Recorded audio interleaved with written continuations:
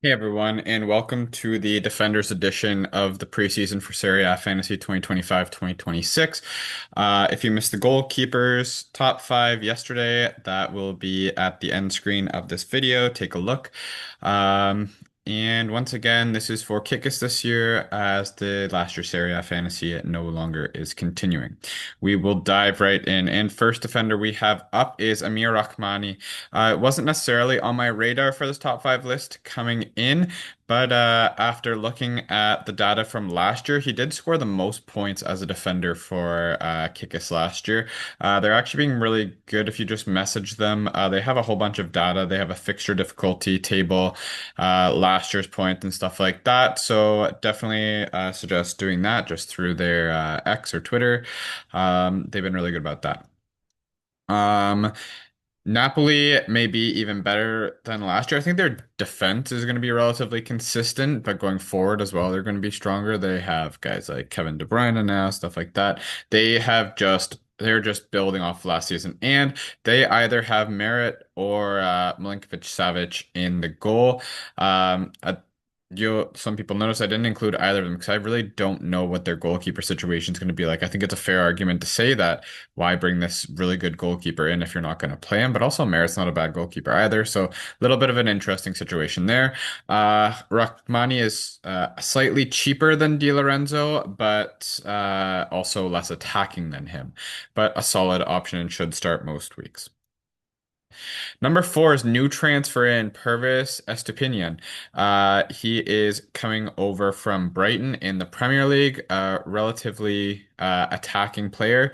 Basic could be like the new Theo Hernandez. I don't think I'm just like he's not going to be at that same level by any means, but a more attacking defender and on Milan, which is never really a bad thing, although they didn't have a great year last year. They have a good first four fixtures, and he does have that attacking reputation when on Brighton. Also 16 credits, though, which might be a lot to pay for someone if you don't know how well they're going to fit into Serie A.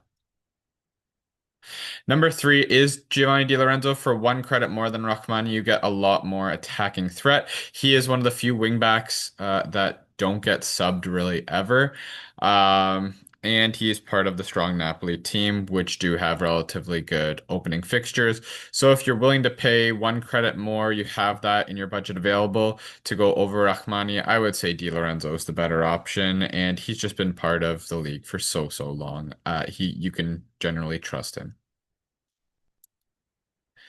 Number two is Denzel Dumfries, who is the most expensive defender at 18.5. And if you watched the video yesterday, we talked about how we could divide things by two to figure out what they'd be priced normally. This would be 9.25 million for a defender, which is really hard to get over paying that amount, but he is basically the most attacking defender in the league. He scores quite a few goals for a defender, and he's playing for Inter, which is obviously a great team.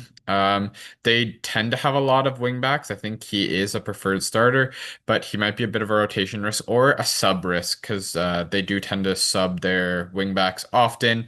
It happens to DeMarco all the time as well, which made them not as great options in the previous format where you had half clean sheets, but it might prove to be better for this, where as long as the team can hold the clean sheet, even if they sub off, normally they're going to get credit for those clean sheets. He's hard to look past, but that price tag's also just hard to look at. So I'm really up in the air as to whether Dumfries is going to be part of my squad with that price. And lastly, some people might roll their eyes as it's a Juventus player, knowing that I am a Juve fan, but I do think Andrea Cambiaso has similar attacking threat to what Dumfries has, but also comes at a price point of 2.5 credits less, which is much more affordable. Juve should still be a decent defensive team, especially with Bremer back in the center of the defense, Di Gregorio being more experienced in the team. Um, just one thing with Cambiaso you need to watch out for is he can tend to get injured a decent amount.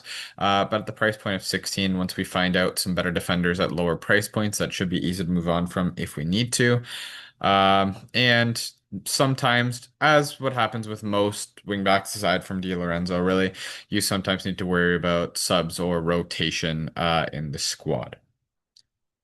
All right, but I do think the wingback's still the way to go in this game. I mean, despite actually, see, I do say that, but two of the top point getters last year were Rrahmani and Bastoni, which are center backs. So we might need to figure that out early, maybe even in preseason. Just take a deeper dive into the points as to what's being rewarded, because if just things like the defensive contributions between tackles, blocks, stuff like that. If that is actually worth a lot of points, we might want to be looking at the center backs more. Kind of like the trend that's happening in Fantasy Premier League right now.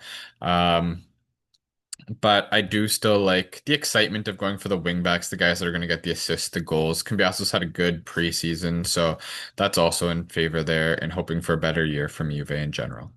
Anyway, that is our five defenders: Rrahmani, Estupinan, Di Lorenzo, Dumfries, and Cambiaso.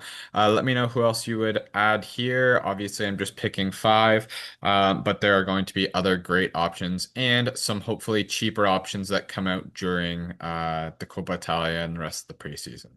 Hope you enjoyed it. Please don't forget to like and subscribe to the video, and I will see you again soon with the midfielders. Take care.